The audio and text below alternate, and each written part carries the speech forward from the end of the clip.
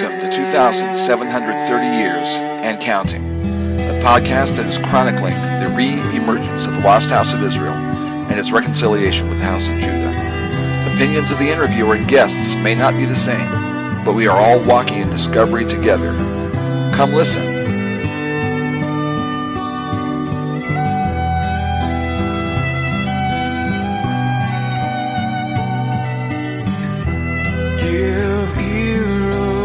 Shepherd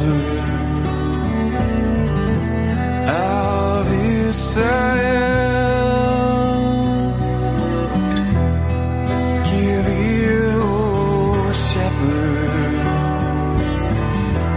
of Israel. You are the one who feeds us. You are the one who leads us.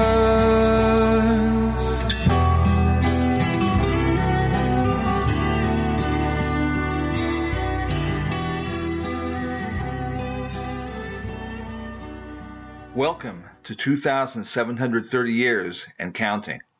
This is my podcast. I'm Gene Porter. I'm the one who's had this podcast from the beginning, and we'll probably have it till its end, whenever that is. And those of you that listen to other episodes of this podcast know that my primary focus is on the two houses of Israel and the fact that they have never come back together since they split up after the death of Solomon. And that's been almost 3,000 years ago. But it looks to me like, based upon what I'm seeing around me, the day is coming very soon when that reconciliation may take place. And that tells me that the end of this age is coming closely and rapidly. And one of the things that will help us, one that will give us a good prism and a good lens to look through and see exactly how correct we are in that understanding, is to read writing by people who have their act together. Today, I'm going to interview one of my favorite temple scholars. She's part of the temple triumvirate, Joe Good, Dinah Dye, and Rico Cortez. And Dinah has a lot to say right now, especially because she just got done putting a book out. I don't know when she sleeps. I really don't know when she sleeps. She's amazing to me. But she's with me today, and we're going to hear her talk a little bit about her book and maybe why she wrote it, and what brought the Noah's Ark in as the next topic to relate to the temple, because it's interesting to make those relations across time. It's always astounding to see all of the similarities that exist and all of the lessons that we can learn from that. So with that being said, I'm going to get out of the way. I'm going to let Dinah tell you, because she's got it far more together than I do. Thank you for being with us today, Dinah. Well, thank you, Gene. Appreciate being on the show. And yeah, this is it's kind of a unique topic. A little bit of background here, because I really have been at this for 42 years. And once I recognized that Yeshua indeed was the Messiah, and having been raised in a Jewish home, I could see immediately that the New Testament and the Old Testament, if you will, connected. And early in my walk, I was in churches. I was in the Assemblies of God for a number of years, and taught this. I tried to show people how, the connection between the Gospels and the Epistles and the Tanakh. And sometimes it didn't go over that well with some of the leadership. And, I just kind of kept on with it. And through the years that I got to homeschool my kids, I would work every afternoon and keep doing research and study, et cetera. And, and kind of that was the journey. And I would say at about maybe 10 years ago, I had studied with Joe Good since like 1988 or something in there. And I learned all the nuts and bolts and the structure of the temple and the ceremonies and sort of that foundation, those foundational elements. But I didn't really know where it went. It was like I had a lot of really good information, but I was having trouble sort of connecting it all. And then one day it just kind of dawned on me that really the basis of the scripture was in temple language, what we might call temple theology. And I'd not ever heard anybody, talk about it in those terms, because we talk about different theologies, but not the temple as a theology. So I began to do a lot of research on it, and I sort of stepped back for the 40,000-foot view to see the picture of the temple from the cosmos, the creation, all the way to the end of the book, Revelation. Yes. Yes. And, I did a lot of teaching, a lot of research, a lot of videos, etc. And at one point I thought, well, I think I need to write about this, except that I realized writing about it was going to be a book about 2,000 pages that nobody would ever read. So, one thing I want to just insert here, because it struck me, the fact that the church does not relate to the temple because the temple's not with us. And the temple was that Jewish thing that existed a long time back. Right. And, they don't have anything to do with us anymore because the whole law and everything was thrown out. So the temple is part of what we just discarded. And that's Correct. sad, because I think if the church would look very closely, microscopically at the temple, they might just discover a few things that just might relate to how they live today. Don't you think? Oh, I mean, it's ground zero. So Yeah. I was thinking one of my favorite scholars is N.T. Wright. I'm currently at St. Andrews in Scotland. He was the archbishop or the bishop of something. I don't remember in England. Really smart guy. I love him. He's got that fabulous English accent. So honestly, it doesn't matter what he says. I'll believe it. But Yeah. he latched onto this later as well. And I saw an interview that he did with someone, and they asked him, well, if you had it to do all over again, what do you wish you knew? And he said, without a doubt, temple theology. I thought, well, there's a man after my own heart. And he's in the Christian community, and he's got, 40 or 50 books. And so it's likely that Christians are going to be more exposed to something that he does, and hopefully they'll begin to see. And I think when you see that, it's a game changer. It's an absolute game changer. So I realized I was going to have to break this thing down, because otherwise, it was just massive. And I didn't want to write books that were more than 200 pages, because really it's hard to keep people at that. So I kind of divided it up in my head. Yeah, I didn't know how far I would go with it. And I decided, after I just finished The Temple Revealed in Noah's Ark, that it would remain a series of 3, because I feel if you can understand Genesis 1 through 11, you pretty much got the rest of the Bible. Yep. So it started with creation. Well, that is like a ginormous discussion, Right. And how do you encapsulate creation? Because no one was there. We don't really, all I had were the works of scholars to try to understand, how does this creation temple thing look? And so the idea of Genesis 1 was, in the beginning, God made essentially a covenant between heaven and earth, and covenants always related to houses. So you're joining two parts to create a house. And the purpose of building a house was to produce life. So it doesn't matter whether you're talking about a physical house or spiritual house or whatever kind of house. So the greater house was the cosmos. And the cosmos, we can see that running all through the scriptures, heaven, earth, and sea. But the connecting point would be between heaven and earth. And so in the ancient world, you always put a temple between these two spheres, heaven and earth.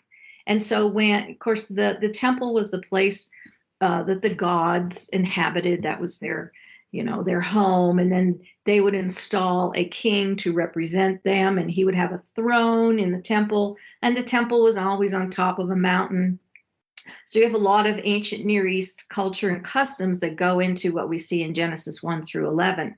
So I just began to lay the foundation for that kind of thinking. And so, the first one was a temple revealed in creation. The second book took us to the garden. So it was a temple revealed in the garden. And then the third book is now taking us to temple revealed in Noah's Ark. And so that's covering all those chapters in Genesis.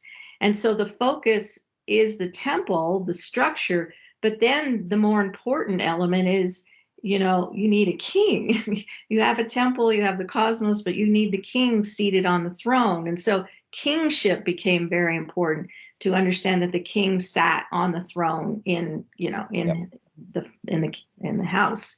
So, all those themes became important. And then as I got into the Noah's Ark book, I realized even more important, stepping back, was the concept of of creational order.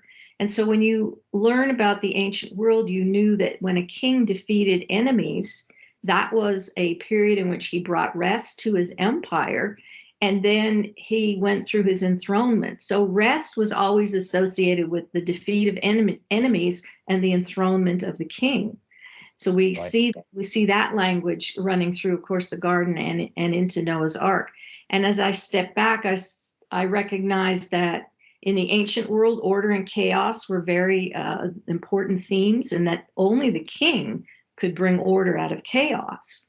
And so then it became the theme of the Bible, even more than it is the temple, it is kingship, but even more so is creational order. And so the king is the one who would always restore creational order. And ultimately, Yeshua the Messiah would do that through his resurrection, because he would have eternal life. So that's just kind of some of the thinking that I went through as I went through the series. Yeah, that was one of the things that I ran headlong into when I started reading your book, because I'm very much of a literalist when it comes to the Bible. I take things pretty much exactly as they're presented, and I'm going, well, hold on a second. This looks like she's saying that Israel maybe absorbed a lot of this from the peoples around them. But, I think that Yehovah, I've had enough supernatural stuff happen in my life, and I'm sure you've had enough supernatural things happen in your life to know that it's not all it's not all something that we pull in from other cultures, but we've seen the hand of the Creator in huge ways, but it's still important. Yeah. Here's how the overlay kind of works, because in my third book, Noah, I did go into a little bit of introduction into the concept of myth, because that was very much the world at that time. We can't really use the word today, because as soon as I say it, people go to, well, this is a fictional account and it's not true and blah, blah. Yeah. But for them, the world of myth, it was a real historical world with real people, real places, and real things. And that's certainly what we see in the Bible. But the overlay is that they would evaluate that world using symbols. And so they would take symbols, but they had real meaning. They were dealing with real events on the ground to tell their stories, but they described it in language that's symbolic, metaphorical, and it's not language we're comfortable with or we're used to. So same with the Bible. And you can see all kinds of elements in the Bible that is clearly reflects the fact that they were from an ancient Near East culture. Now, that was their culture, but God in that Yod-Heh-Vav-Heh, Yahweh is doing something unique with Israel. And he is basically dethroning or deconstructing the myths of the ancient cultures within the culture that they are. And ground zero for what he's doing is he is presenting a world of life, because those cultures were, filled with, the gods and the kings lorded it over the people. They enslaved them. Their lives were not great. And theirs was a death spiral. So now we come and we see this contrast. He is the God of life and order. And that's, bar none, that's the story of the Bible. Yeah. And, another thing too, is I think a whole lot of that absorption was in their direction as well. For instance, the word for the seventh day, Shabbat. I mean, that word carries across culture to culture worldwide. I mean, the description of Saturday, we English speakers, unfortunately, inherited a little bit of that world stuff. Saturn is nobody that I worship or pay attention to. Right. But the fact is that people all over the world have a Shabbat or Sabado kind of name for that seventh day, and that was I believe that was clearly absorbed from Israel. So there has been a lot of outward exportation of things too. But and well, you find it is interesting, because other cultures at the time did have kind of a fascination with the number 7. There's a book out by Victor Hurwitz called I Have Built You an Exalted House. And he explains that many cultures, use this number 7. But the 7 indicated that, again, rest and peace had come to the empire. The king was on the throne. The land had been restored and inherited to his son. And, they could grow food and feed the subjects. All of that's tied into there. And of course, you see in Israel's economy, all the language related to 7s, like the Shemitah, the land resting after 7 years, and the Yovel after 7. And we just have this repeat of 7s and 7s and 7s to take us to this place of rest where the king is sovereign and rules and reigns. Yeah, no doubt about that. And I just, one little advantage that I managed to get my hands on for whatever reason was Joe Good approaching me. This is once again back in 2014, I think it was. Anyway, he approached me about doing a show together, and for 8 months we did a show together on the temple. Okay, it was called Measure the. Yeah, it was called Measure the Pattern. Yeah, and, I remember that. That was a huge, huge revelation to me, because he just took me in. Go ahead. What was that? Well, I was just going to say, I would not understand this the way I understand it today if I didn't go through all of that to learn the structure of it in depth. Yeah. So I owe, my foundation to all that Joe taught me and showed me. Right. So I had built with what he had taught me. From there I built on. And then I was able to move into the area in which I've been doing my work recently. Right, exactly. And for me, it was just, I felt that this was an opportunity for somebody to walk in and say, "I'm really dumb. Show me the facts." And he did and did. And it was, for that show, we would spend at least 2 hours weekly preparing for the show so that I wouldn't sound like a complete idiot, when I was asking questions and things. And it was astounding to me because, Joe has lived and breathed and walked the temple for, I don't know how many years, 40 years, 50 years, something like that. I mean, a huge number. Well, and I think 1988 is when I first had heard of him. Yeah. And it was kind of near the beginning. So, I mean, I don't know how many years. Yeah. We're almost at 40, right? Yeah, exactly. And, he's a perfect example of somebody who never saw the inside of a collegiate institution, right? But just stepped right into the study of the temple, and now these days, from what I'm hearing, when he goes to Israel, the rabbis all meet up and listen to what he has to say. Yeah, no, it's groundbreaking, and I have such appreciation because again, it allowed me the freedom to be able to go where I go, and so what I always did in my books is I would insert what I call fictional vignettes to help people understand the period and the structure.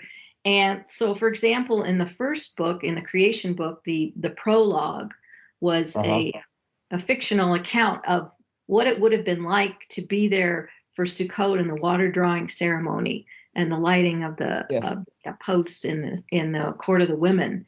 But having learned all that from Joe helped me just to kind of be able to write about it. In the garden book, I wrote about the service of the menorah. Like if I named the priest Yonah, and he would go, he was chosen that day by the lots, and the whole process of going into the temple, just the laying out the whole the event, and then so people could really appreciate the temple and the purposes of these services and ceremonies and the whole concept of coming near to the presence of God. So it was kind of fun to be able to do all that.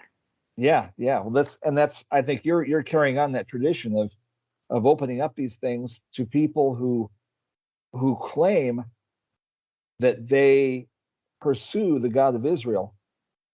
But I don't think you can get to know the God of Israel very well at all if you have never studied his temple, if you've never gone in and looked at that. It's sort of like saying I know him from 10 miles away, but I don't know anything about the drive from here to there.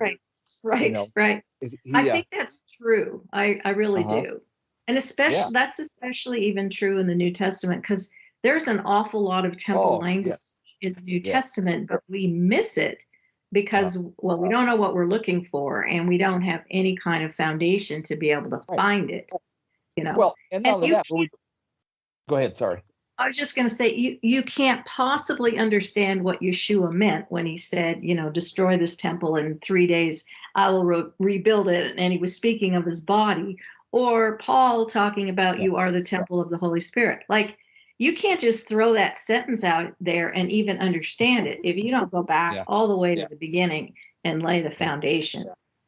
Yeah, that's the deal. I mean, and of course, we've been taught, by we, I mean those of us who grew up in the church, we were taught the temple was not really all that important, because it was for back in the days when people had to follow the law and sacrifice animals and all this, and so we've convinced ourselves that there's nothing there that relates to now, and when in fact, like you say, I mean, I'm sorry, and this is something I'm going to say till the day I die, you can't read the Brit Hadashah and understand it remotely without having all those roots that take you back into the temple practices and back into the way the land of Israel was operated, and the way that the understanding that our relationship with Yehovah developed. If we don't understand that, if we don't understand those roots, then we have a whole bunch of tops with the roots cut off, and we're trying to figure out what sense the tops make. Yeah. And you take one of our focuses, because we focus a lot on eschatology, and especially now people are, prophecy here, there, and everywhere. But Christians have kind of failed to appreciate the significance of the temple and of it being destroyed, why it's destroyed, and in it, how with the destruction of the temple, they lost their monarchy, and they lost their institutions, and they lost their land, and they lost their identity. They lost everything.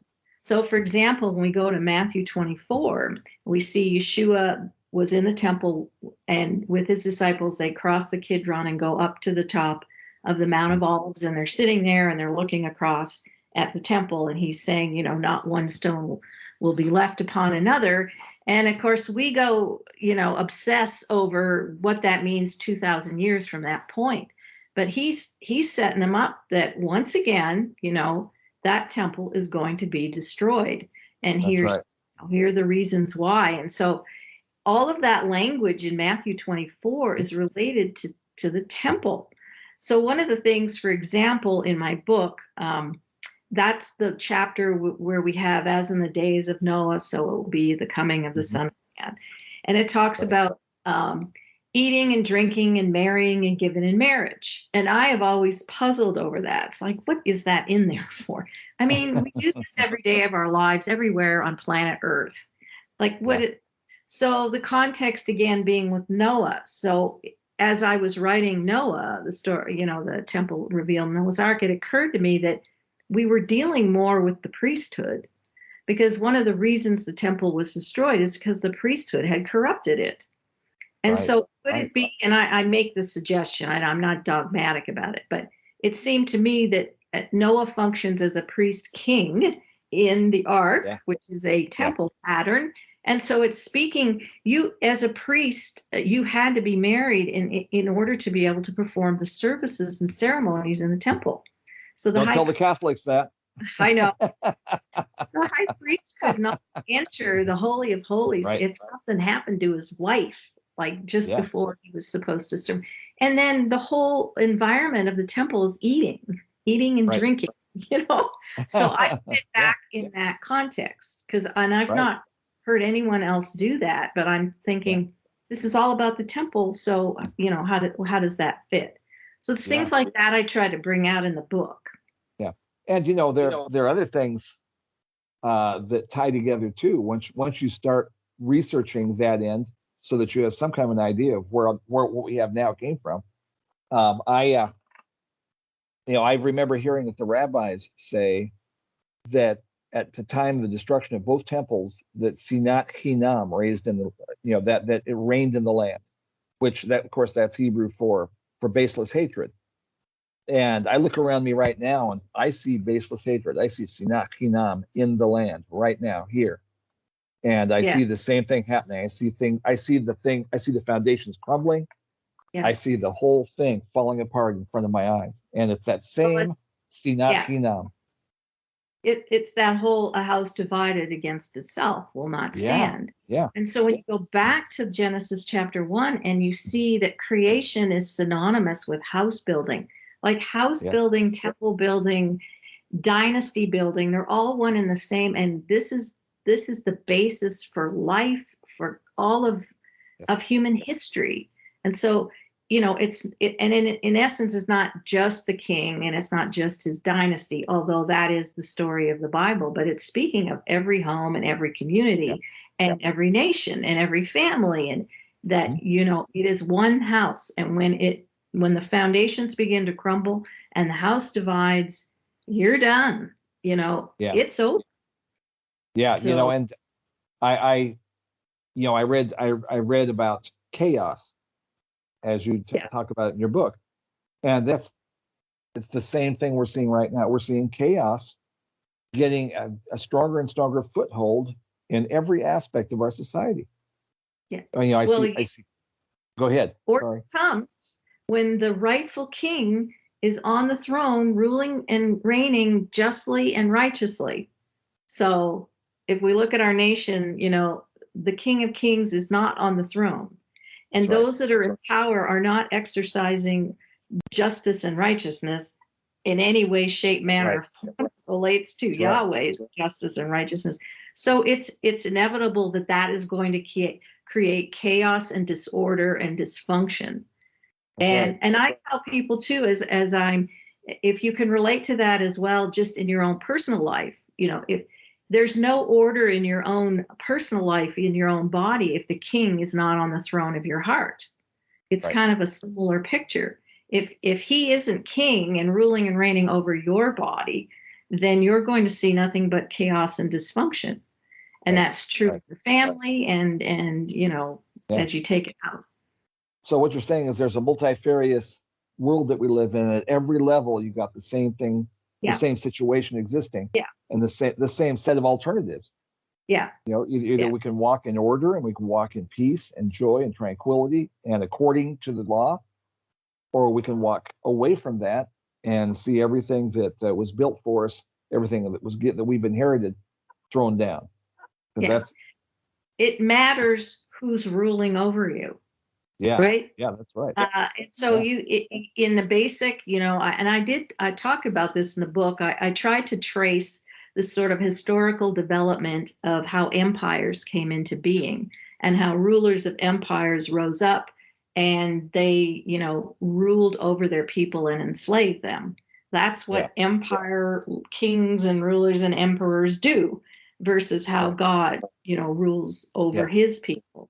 And, Adam was he was the vice regent to Yahweh, and he was supposed to be the one who would rule over the nations of the world, over the world with justice and righteousness. So that's supposed to be the core of the king. So you got bad kings in power, and they make bad policy, and that policy enslaves and oppresses people. Here comes the fruit of that. So here we are.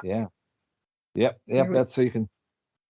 So really, in certain respects, your books about the temple being illustrated in these various situations are really they're primers for dealing with what we're having to deal with. Yeah. So, I mean, I tried to pull it all together in chapter 5. That's the last chapter in the book. There's a section on what I called new creation, because of course Noah comes off the ark and builds a vineyard. So this is new creation language with the vineyard. But then I have a section called cultural chaos. And I kind of go into some of the real elements of chaos today, like transhumanism, transgenderism, scientism, and not in detail because I'm hardly an expert, but I can see those things are creating an incredible chaos for us. And we are losing the essence of who we are, and we're losing the essence of our humanity.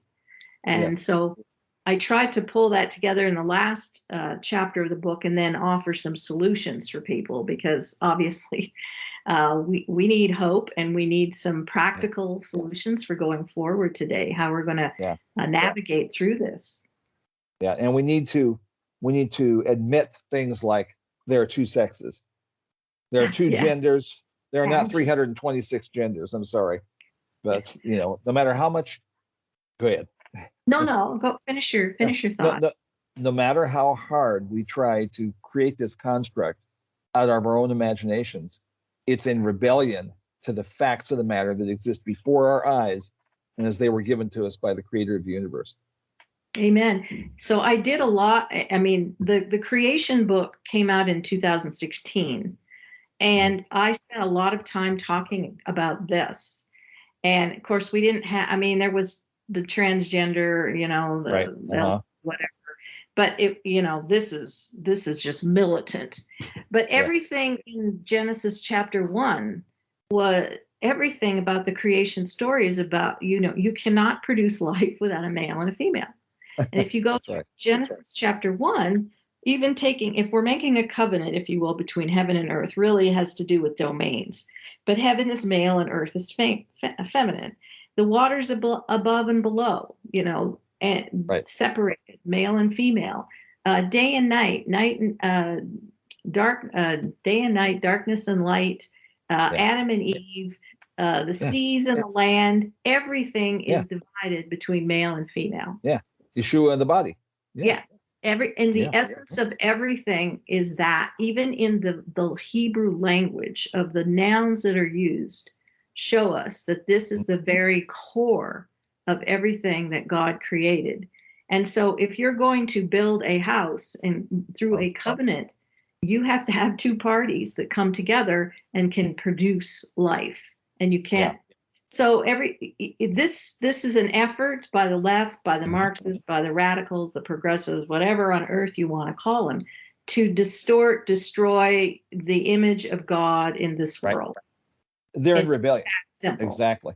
That's it. They're doing it for one reason, and that's why I look around me and I realize that at its essence, the battle that is going on right now, that's raging right now, is a battle between Yehovah and those that seek to destroy him and seek to denigrate him. And needless to say, Yehovah already hasn't won. But the fact of the matter is that while this war takes place, while this war rages on, we have to decide what we will stand for and what we will represent and who we will stand with.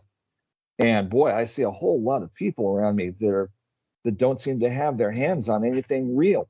They don't seem to be willing or able to say, okay, this side, this is all sensible and correct. This is all nonsense that's being pandered on me. And that's why I see I'm astounded that so much of America is so clueless. Yeah. If our country wasn't split down the middle the way it is, I think a lot of this would not be happening. But the problem is that there are enough of us that are willing to buy the lie. Mm-hmm. Yeah. Well, it's a concept. Divine providence plus human agency is what expands the kingdom of heaven on earth. And that has been a responsibility given to us. We're, in essence, his vice regents on earth, and we are supposed to expand that kingdom through the attributes of the kingdom of heaven. We can see that language in the Sermon on the Mount. But you have an awful lot of people that, and this is just kind of the fruit of the last couple of hundred years in Christianity, where they have exited out of the culture and they have insulated and isolated themselves and have not become productive citizens of the nation in which they live by, basically saying, well, I'm not going to get involved in politics. And my response is usually, I don't know if you've read the Bible lately, but it is a political book from beginning to end, right? Right. There isn't hardly a chapter in which we aren't dealing with some other nation coming against Israel, a political structure within Israel with their kings, etc., and that the nation itself spent most of its history under the oppression of foreign rule.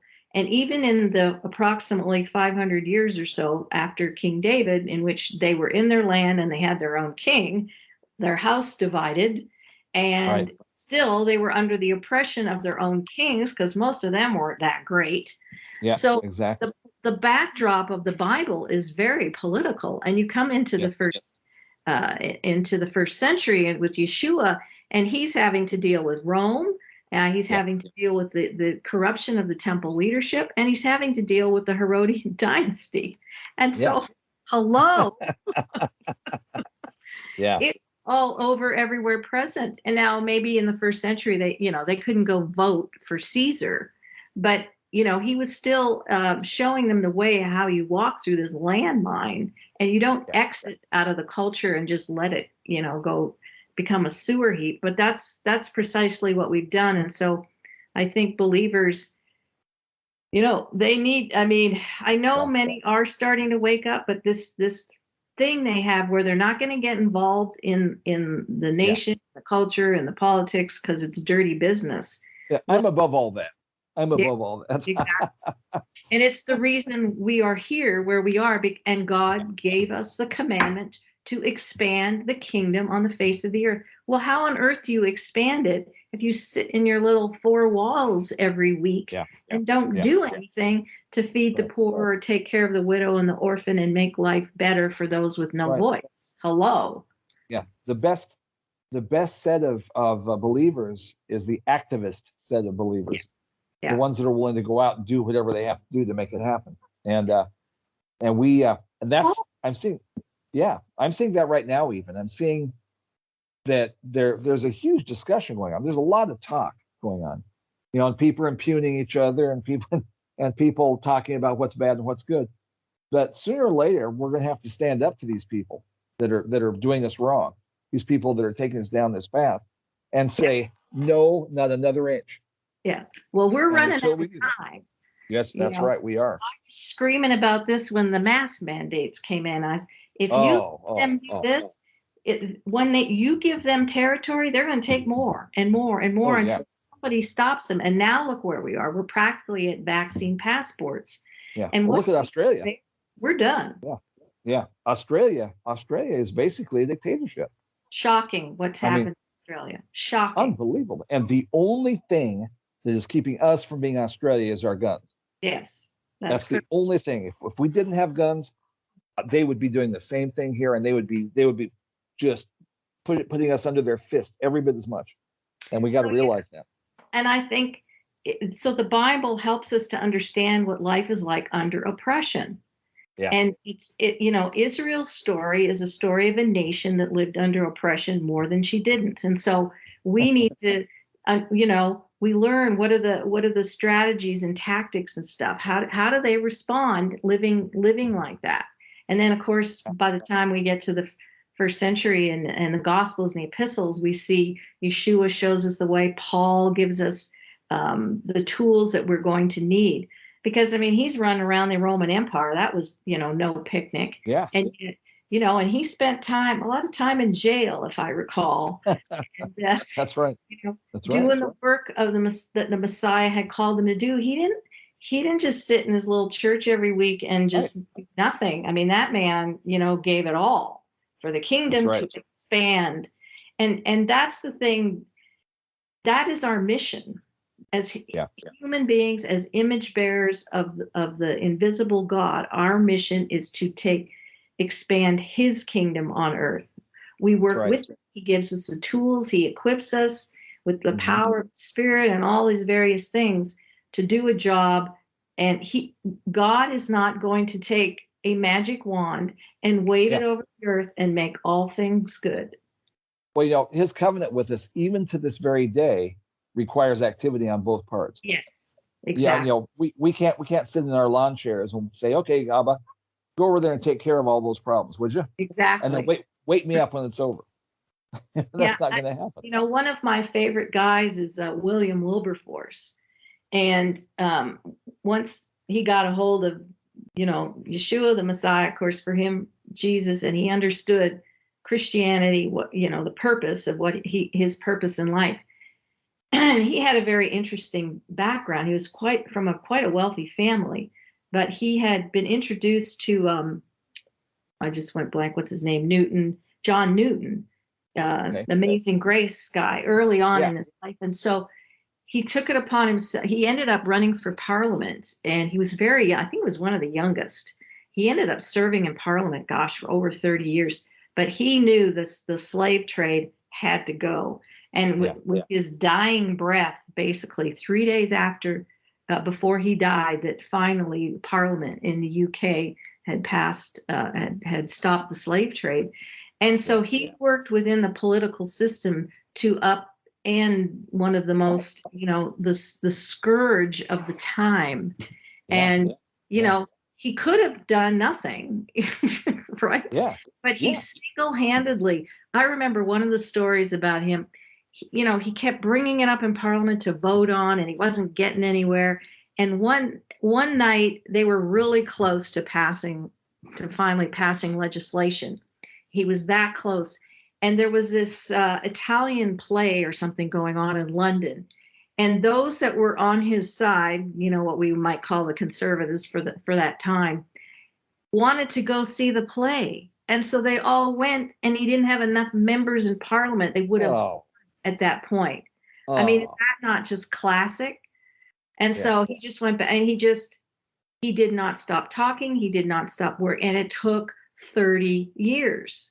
Yeah. And so we don't have that long-term perspective in our heads. Right. We just think, okay, if it didn't pass this time, I guess it's not God's will. And you know what I mean? Yeah. We've got to learn how to work the long haul, just like the inside knows. That's right. How to do well, it.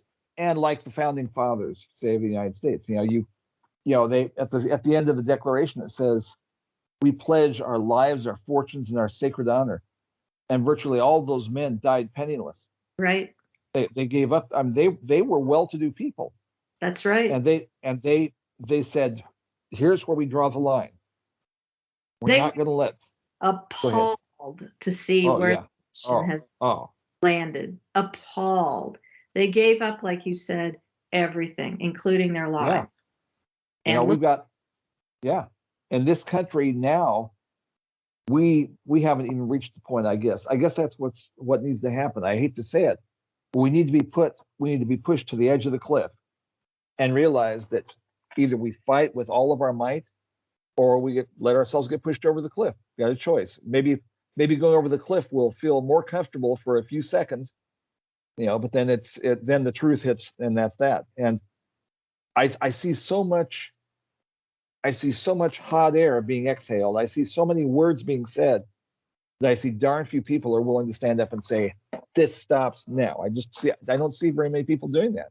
Yeah. It's like it's like they're sitting back, they're cringing almost, hoping to themselves, while we're here in this situation, there's got to be another answer that will make this all better without us having to really give it all. So in some essence, the story of Noah takes us to the same place. We're missing a lot of information. I understand that. But, you see that after the garden and Adam and Eve exiled from the garden, from the sacred space, from the presence of God, and then you see the culture descending into this place of chaos and corruption and all of the stuff that goes with it. And then out of that, God picks his chosen king to continue on the line, the dynastic line and the seed, and construct a place for the presence of God so that he can enter into his family and preserve the seed. And so I try to encourage people that he's in the business of preserving his seed to do the work that he's called to do. And so, like I said, that I in one of the chapters, I kind of filled in with my own made up stories just to try to help people understand and engage in the period and the history of that time and what life might have been like, and the dynamics between, various members of the family, et cetera. And as I'm going through it, there's nothing new here. Everything that what happened there is kind of what we're experiencing now. And that's why tried to make an effort throughout the book to talk about how kings always desired immortality, for example. That was like their number one thing. And then you see that today with the elites, like with this transhumanism move. You see ones like the Gateses and Elon Musk of the world. I mean, they have everything, but they don't have eternal life. And so now they're trying to create immortality for themselves with AI and all that sort of stuff. But in essence, not to mention killing babies and injecting themselves with their adrenochrome. I mean, they will use every way, every means possible to try to forestall the inevitable, to try to forestall the death that they are confronting, whether they like it or not, no matter how many billions of dollars they have, no matter how much control they perceive themselves as having. The fact of the matter is, the day is coming when they will be no longer. And there's ain't no way. So I tried to carry those themes through the Bible, because through the story of Noah, just because I can see that, and also with how tyrants rise to power and what they do over their people. Like, nothing's changed. It's, human nature, when it is not redeemed, descends to the same place. And it doesn't matter whether we're back in Noah's day or we're today. Right. So all those themes are in the story, the temple revealed in Noah's Ark. So there's a lot of similarities. So I tried to bring that out. Yeah. And I even in the portions of it that I read, I noticed that substantially, because I mean, let's face it, this story is a story for all ages, a story for all time. And if we don't see the comparison with right now, then we're not reading very well. We're not paying attention. Yeah. Because it's right in front of us. And we have to do the true issue, I still believe, is, are we willing to acknowledge the Creator, or are we going to try to push him aside and not pay attention to him, and walk past him and try to find something else that can serve as our answer, because we don't like his answers.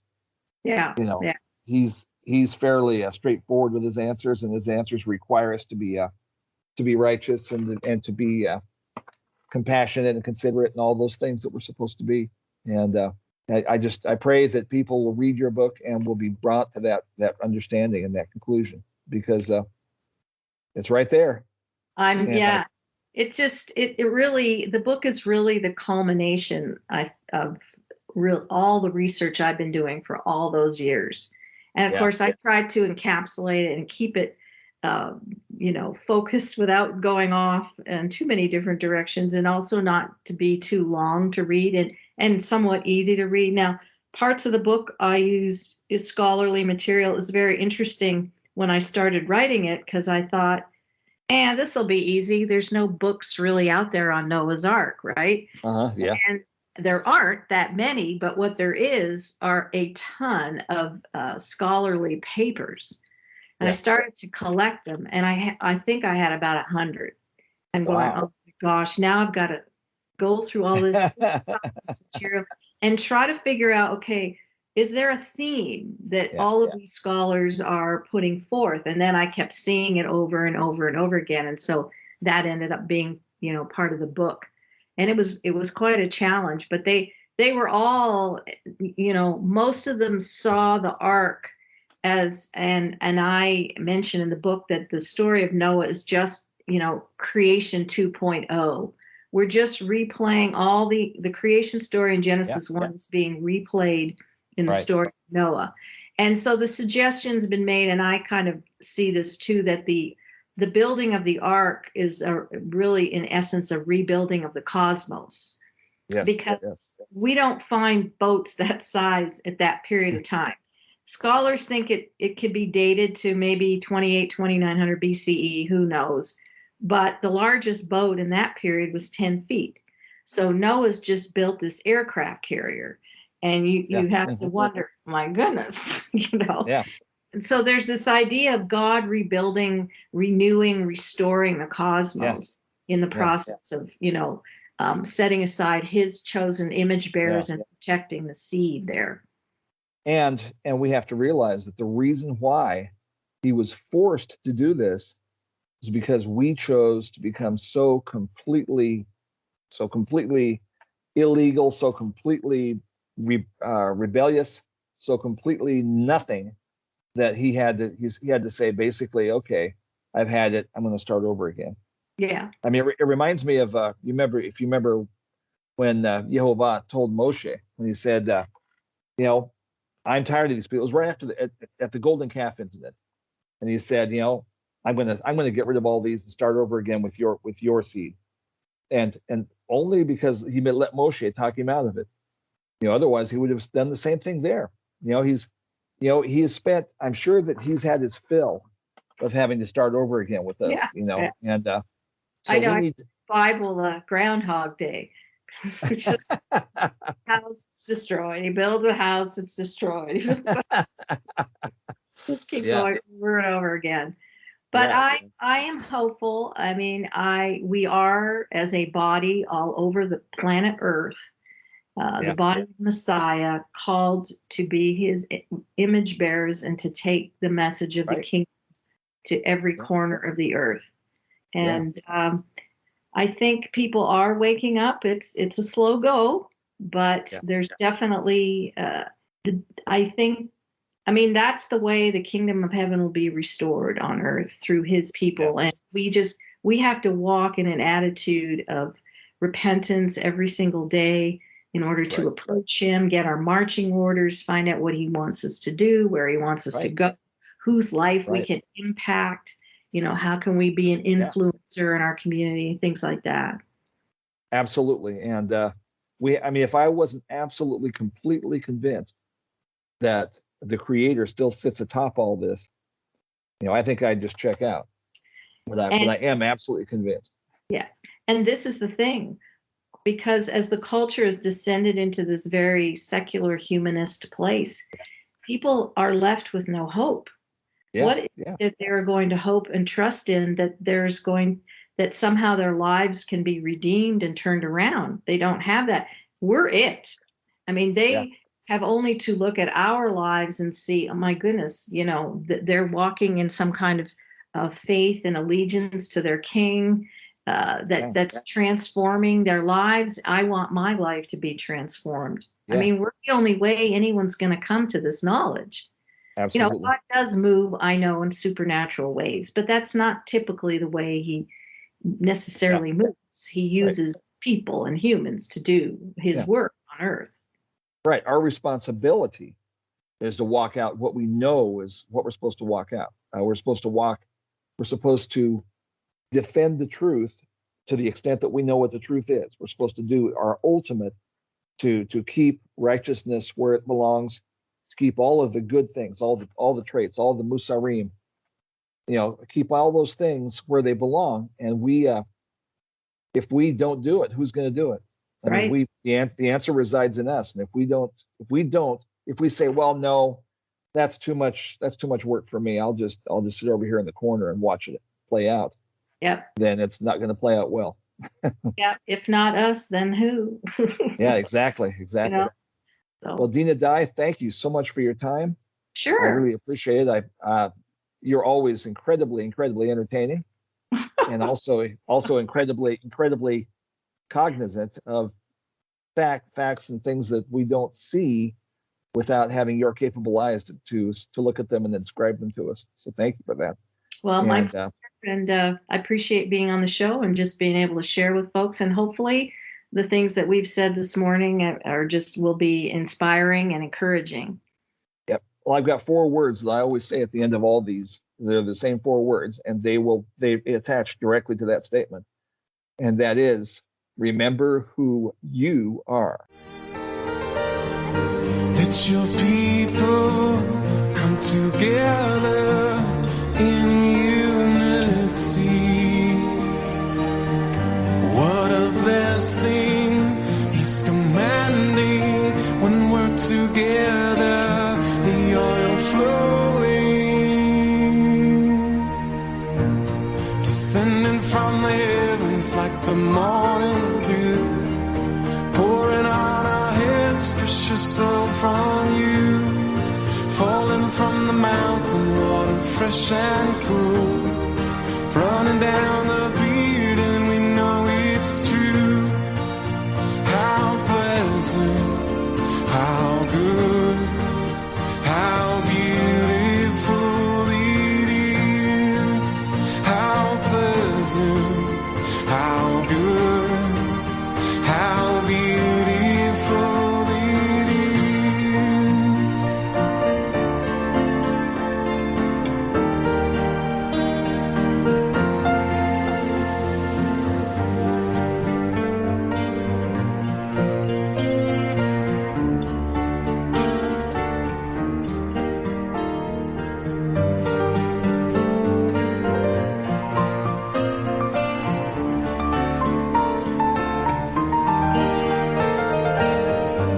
Let your people come together, sing.